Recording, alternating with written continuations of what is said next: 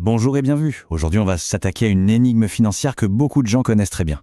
C'est ce sentiment-là un peu frustrant d'avoir une augmentation de salaire, mais de voir son portefeuille se vider quand même de plus en plus vite. C'est une situation qui peut rendre fou, et on va voir pourquoi. On va donc plonger au cœur d'un paradoxe économique assez surprenant. Celui qui donne cette sensation très bizarre de gagner plus d'argent sur sa fiche de paye, tout en ayant l'impression de pouvoir acheter de moins en moins de choses. Alors comment est-ce que c'est possible ? Bon, tout commence souvent par une excellente nouvelle, une augmentation, une promotion. Bref, sur le papier, le revenu mensuel est plus élevé. C'est un moment de satisfaction, c'est bien mérité, on a atteint un objectif. Mais voilà, très vite, une autre réalité s'impose. Le coût du loyer, des courses, de l'essence. On a l'impression que tout augmente en parallèle et parfois même plus vite.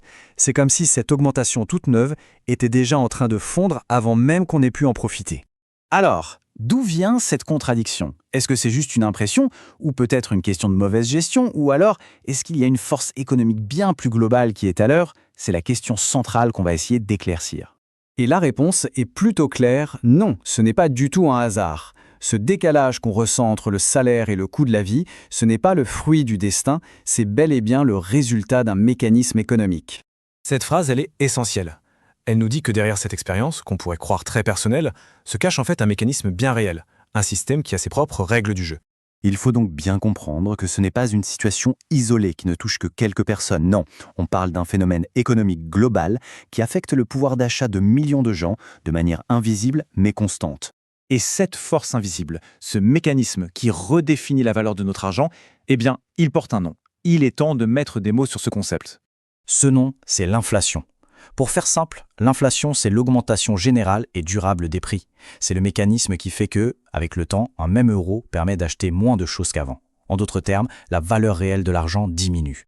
Alors là, ce tableau illustre parfaitement le phénomène. Prenons un exemple concret.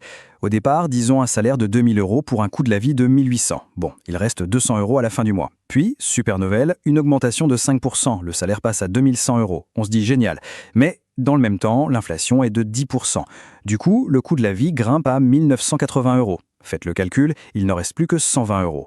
Le salaire a bien augmenté, c'est un fait, mais ce qui reste pour vivre, le pouvoir d'achat réel, lui, il a chuté de 40%. Voilà l'effet concret et assez implacable de l'inflation. Face à ce mécanisme, il y a donc en gros deux options. Deux postures qui sont radicalement différentes face à cette réalité économique. Cette phrase est peut-être la plus importante de toutes. Et tant qu'on ne la comprend pas, on la subit. Elle pose un ultimatum assez simple. L'ignorance de ce mécanisme nous rend passifs, alors que la compréhension nous donne les clés pour pouvoir agir. Le choix se résume donc à ça. D'un côté, la connaissance, qui mène à l'action, à l'anticipation. Et de l'autre, l'ignorance, qui nous laisse dans la passivité et nous force à juste réagir aux événements. Comprendre l'inflation, c'est faire le choix de prendre le premier chemin. Et il ne faut pas se décourager. Le simple fait d'avoir suivi cette explication, de mettre un nom sur ce phénomène et d'en comprendre le fonctionnement, c'est déjà faire le tout premier pas, le plus décisif, pour ne plus le subir passivement. La question essentielle qui se pose maintenant, c'est d'accord, on comprend mieux l'inflation et son impact, mais du coup on fait quoi ? Comment adapter ses stratégies financières pour protéger, voire même augmenter son pouvoir d'achat ?